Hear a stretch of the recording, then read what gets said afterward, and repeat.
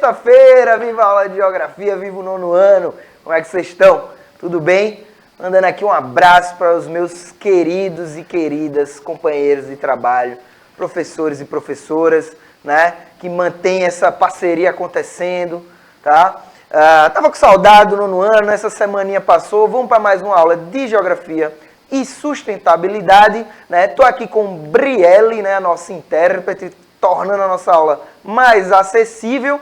E para falar de sustentabilidade, ela que está sempre aqui, minha amiga e companheira de sexta-feira, Vanessa, dá o teu oi pro pessoal. Olá, meu povo do nono ano, que bom estar aqui novamente com vocês para mais um momento de estudo, de conhecimento, né? Essas disciplinas maravilhosas aí, geografia, sustentabilidade. Bem-vindos e bem-vindas para esse momento aqui, certo?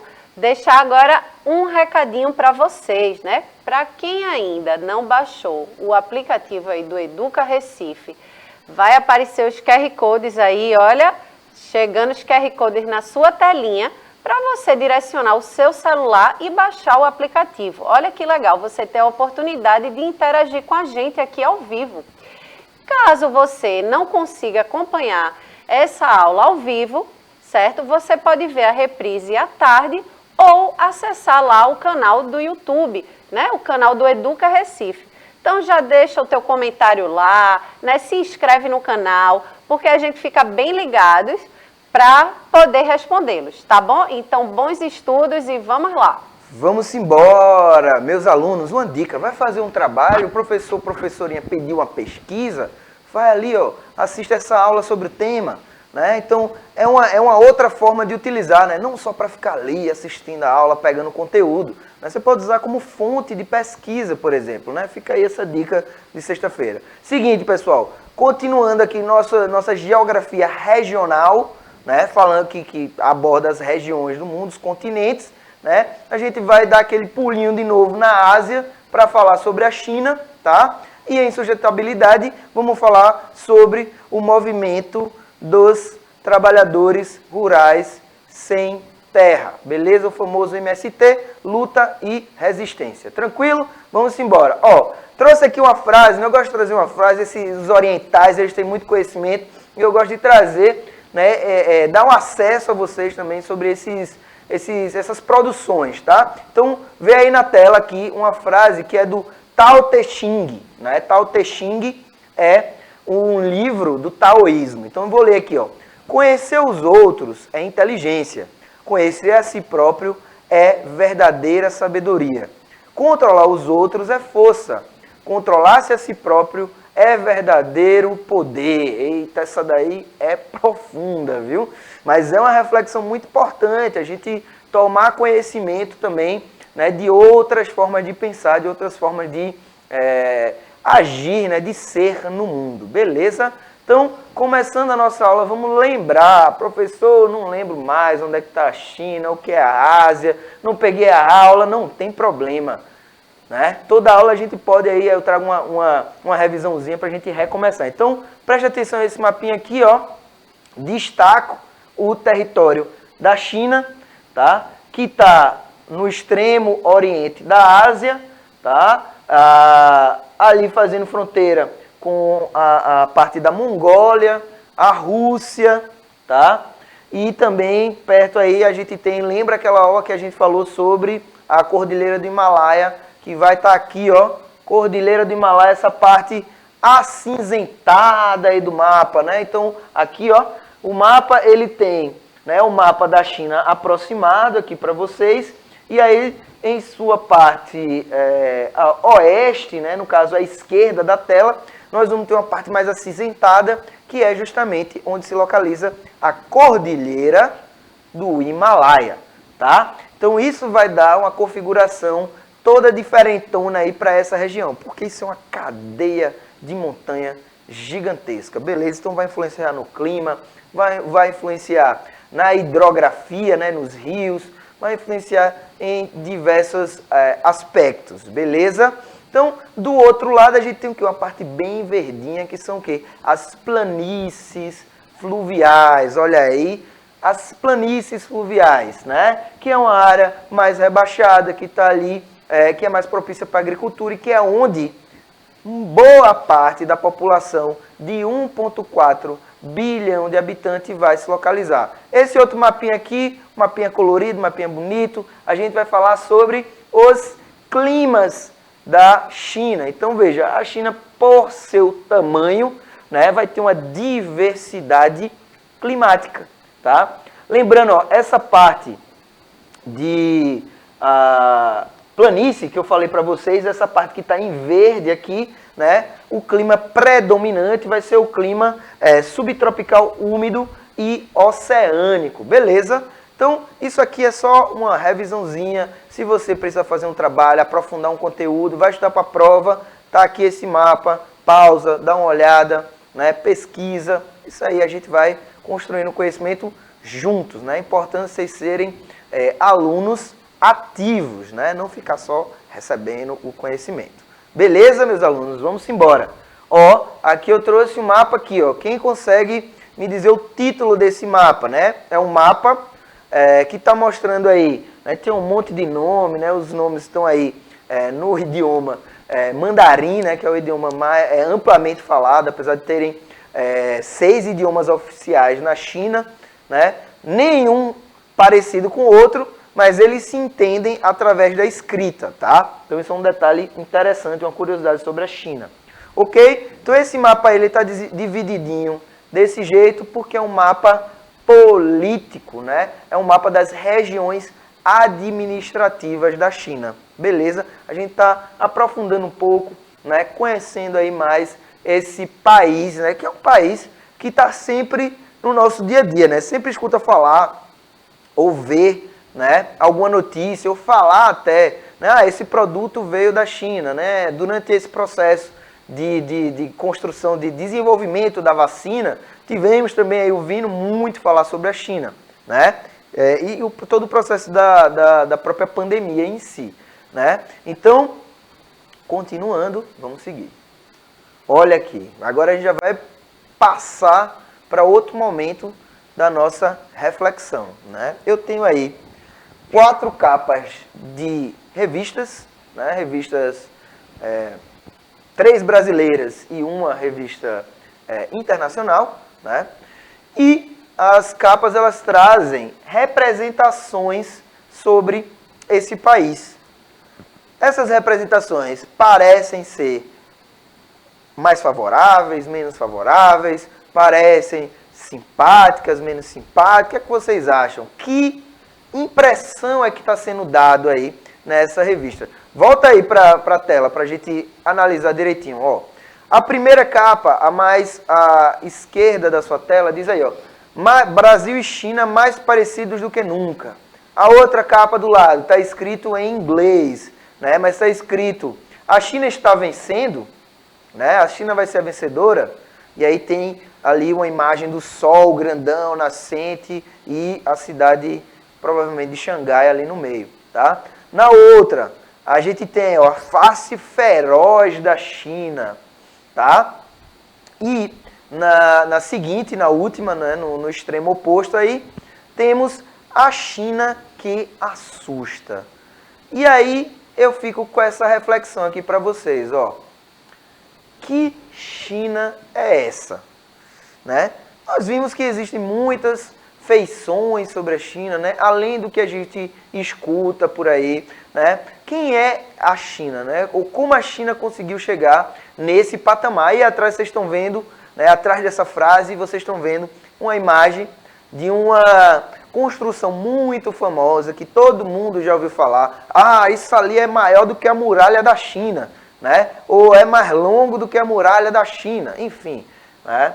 A muralha da China é a única construção humana, por exemplo, que dá para ver da Lua. Eu creio que isso não se alterou, né? Na minha infância, pelo menos, era. Eu creio que isso não se alterou, tá? Então vamos seguir aqui para descobrir que China é essa. Primeira coisa, dados econômicos, tá? Características econômicas. A gente tem uma tabelinha, né? Nessa tabela, em uma coluna, nós vamos ter, né, a origem do dado, no caso, exportação, exportações, importações e produto interno bruto, que é chamado também de PIB, PIB, né? PIB. E aí do outro lado a gente tem os valores em bilhões de dólares. Então, ó, exportações corresponde a 276 bilhões de dólares. Importações, 229 bilhões de dólares. Então a China, ela vende mais do que compra, né? Tá aí um maior do que o outro. E o último aí a gente tem o PIB da China, como eu falei para vocês, que é de 14 bilhões de dólares, que corresponde então a 14 trilhões de dólares, tá? 14 trilhões de dólares. Beleza? Tranquilinho? Então, com isso, a China fica, vamos ver aqui, agora a gente tem uma série de dados para explorar aí. Com isso, a China fica, né, em segundo lugar no PIB mundial. E o que é que isso quer dizer, professor? O que danado é PIB? Me lembre aí que eu não lembro não. Vou lembrar para vocês agora. O PIB, pessoal, vai ser a soma, tá, de todos os produtos, bens e serviços produzidos num país num determinado período de tempo. Ou seja, em um ano, por exemplo, quanto a China produz em um ano em valor, né? Em valor de produção, não em valor de venda, né? Porque valor de venda altera dependendo de para quem você vende. Mas em valor de produção, né? Quanto o país produz vai ser chamado Produto Interno Bruto, beleza? Então a China, quando a gente diz que ela é o segundo país, né, no ranking do PIB, a gente está dizendo que é o segundo país mais rico do mundo atualmente. Esse PIB pode alterar, professor? Com certeza. O Brasil ele já foi o sexto maior PIB do mundo, né? E vem aí, infelizmente, decaindo nesse ranking. Que, detalhe, não é tudo, né? Para a gente falar do desenvolvimento de um país, a gente não olha só para essa questão monetária, financeira, né? Econômica, digamos assim, tá? Então, continuando aqui, vamos agora analisar a tabelinha aí para a gente ver. Então, primeira coisa, né? Nessa parte da esquerda aí, ó, a gente tem embaixo do nome características econômicas, nós vamos ter força de trabalho por ocupação em 2011, né? Então, a China, ela tem 1,4 bilhão de habitantes. Então, atualmente ainda é o país mais populoso do mundo. Para vocês terem uma ideia, né? A título de comparação, o Brasil tem 210 milhões de habitantes. Então, você vê aí que só essa sobra da China já é maior do que a população do Brasil e maior também do que a dos Estados Unidos, tá? Então, nessa força de trabalho da China, nós temos a ocupação de 34,8% da população para a agricultura, né? Então, você tem 1,4 bilhão de habitantes. Será que é possível gerar comida para toda essa população? Será que é fácil gerar comida para toda essa população? Né? Fica aí uma reflexão. E como manter, né, esse crescimento econômico, né, ser o segundo maior PIB do mundo, né? É justamente por causa também da questão da indústria. Na China, 29,5% da população está empregada, né? E obviamente, se a população que está empregada, tá, trabalha na indústria. Então, muitas coisas que nós temos aqui ao nosso redor, né, que nós temos em nossos bolsos, como os celulares, por exemplo, até nas nossas roupas, né? Você está aí naquela rede social, vê a propaganda daquelas lojas que vendem de tudo, né? Vende de tudo. Então, que são sites o quê? São sites que são hospedados lá na China, né? Para facilitar a comercialização desses produtos a nível mundial. Então, é por isso que a China conseguiu, né, fazer essa escalada econômica que a gente observa nessa tabela aqui, ó, ou nesse gráfico, perdão. Nesse gráfico aqui, tá? Que está escrito ali em cima em negrito, comparativo dos PIBs da China com os Estados Unidos, tá? Em dólares. Então, em vermelho você tem a China, em azul turquesa você tem os Estados Unidos, tá? Seguinte, começando em 1960. Então, em 1960, aqui, ó, o primeiro dado que você consegue observar aqui, ó, 1960, a China vai ter um PIB de 59 bilhões e os Estados Unidos vai ter um PIB 100 vezes maior, de 543 bilhões, né? Depois, você vai ter o do 1990, tá? 360 bilhões. E o da China e o dos Estados Unidos de 6 trilhões. No ano seguinte, 1998, a China alcança o patamar de 1 trilhão de PIB, né? E os Estados Unidos está lá em 9 trilhões, então é muito trilhão, é muita coisa, né? Em 2018, agora veja, observe a diferença, né? Que vai ocorrer em 10 anos aqui. A China, ela vai passar de um PIB de 1 trilhão para um PIB de 13 trilhões. Então vai aumentar somente em 10 anos 12 trilhões de dólares no PIB desse país. Então isso significa o quê, Armando? Meu Deus do céu, porque esse tipo de coisa não faz sentido, é só dado, é só coisa aleatória? Não, né? Isso significa que a produção do país corresponde a essa produção. Beleza? E no último aí a gente tem o PIB da China em trilhões, ou seja, atualmente, né, em 2019, está 14,1 trilhões e dos Estados Unidos 20,8 trilhões. Belezinha? Então aí bem detalhados para vocês. E aí, ó, uma notícia. China deve superar os Estados Unidos com a maior economia do mundo em 2027. Então não falta muito tempo, tá? Com isso, né, a estimativa é que o PIB da China se torne um PIB de 27 trilhões, né? Então é muita grana, tá? É muita coisa sendo produzida e isso tem muito a ver, por exemplo, com as questões de sustentabilidade, né? Porque a China, ela comprometeu, né, de certa forma,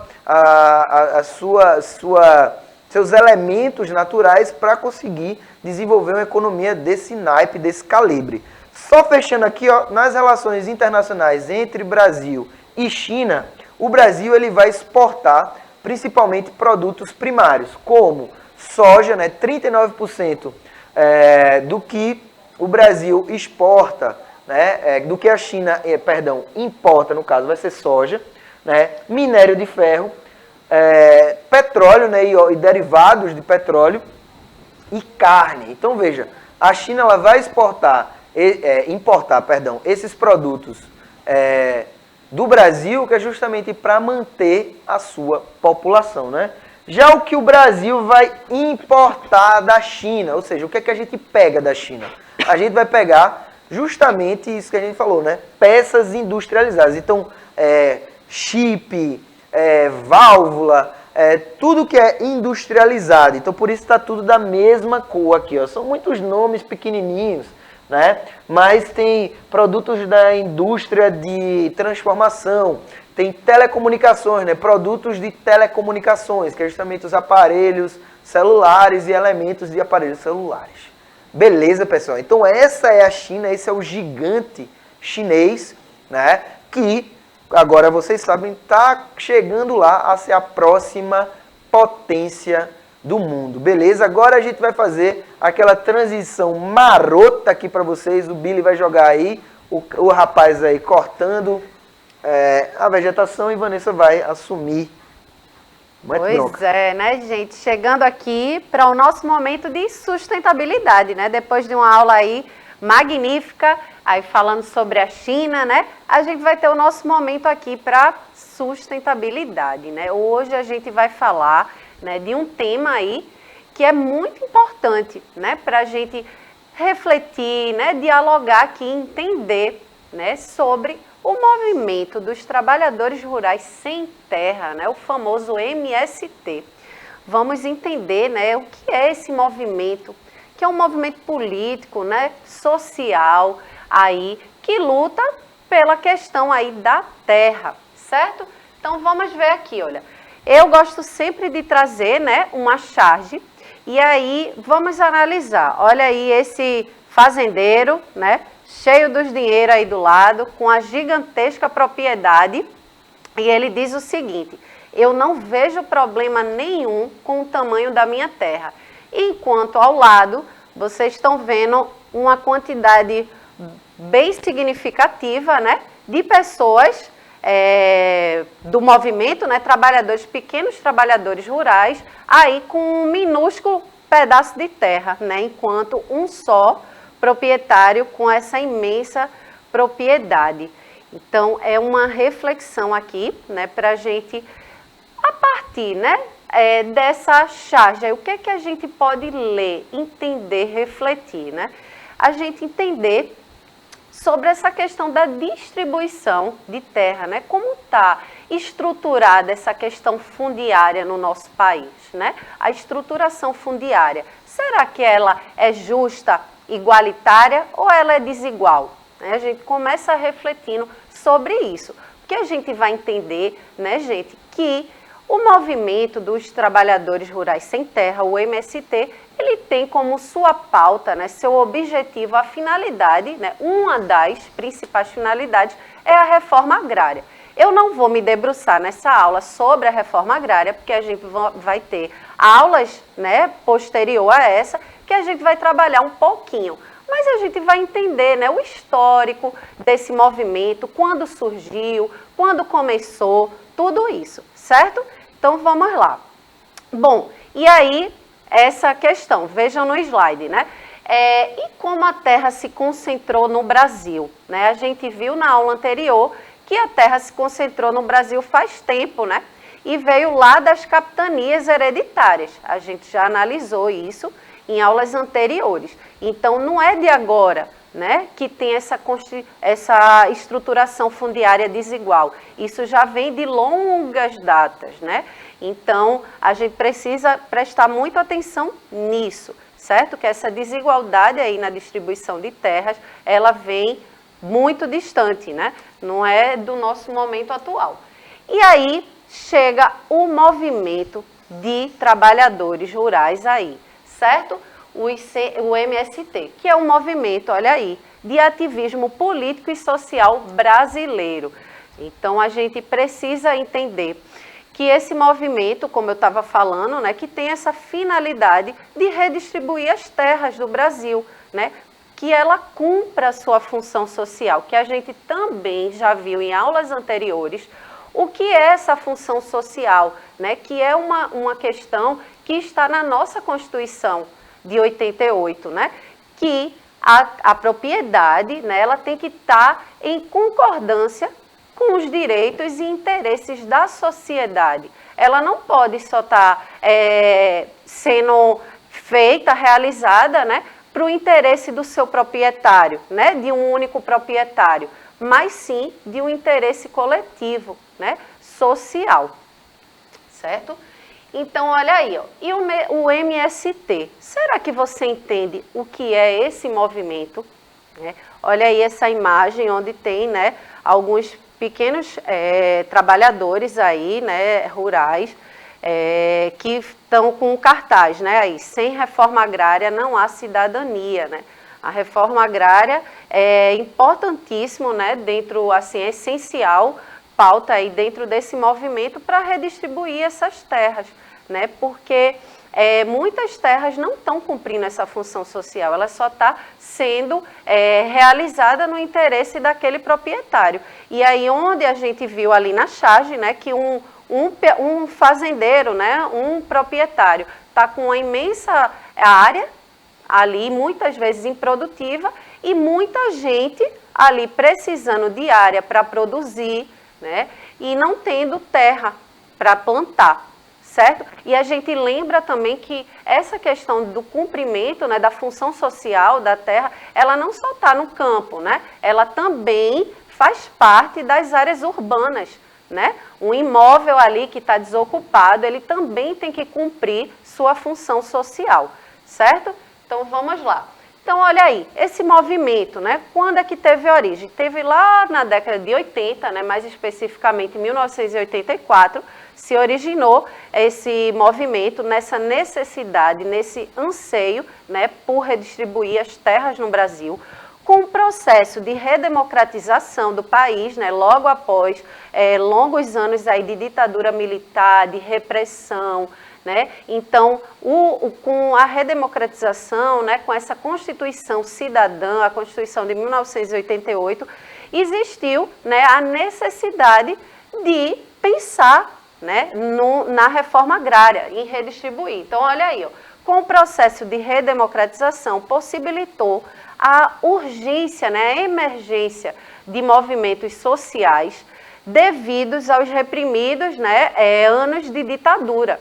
Então, o que eu estava falando, né, com esse momento aí de repressão, da ditadura, não se existia tanta abertura, né? Não possibilitava essas pessoas irem para a rua, lutar. E a gente sabe, né, que uma das formas de atuação, uma das, né, porque existem várias, de atuações do Movimento Sem Terra é a ocupação de terras que eles consideram irregulares. Por que irregulares? Porque elas não estão cumprindo a sua função social. Então, eles ocupam, começam a viver, a existir naquela propriedade, né, e a interagir coletivamente, né, a viver em coletivo, desenvolvendo na agricultura familiar, né, e em formas cooperativas ali de se viver e ocupando aquelas áreas, né, e é onde fica aí a discussão, né, da questão da invasão.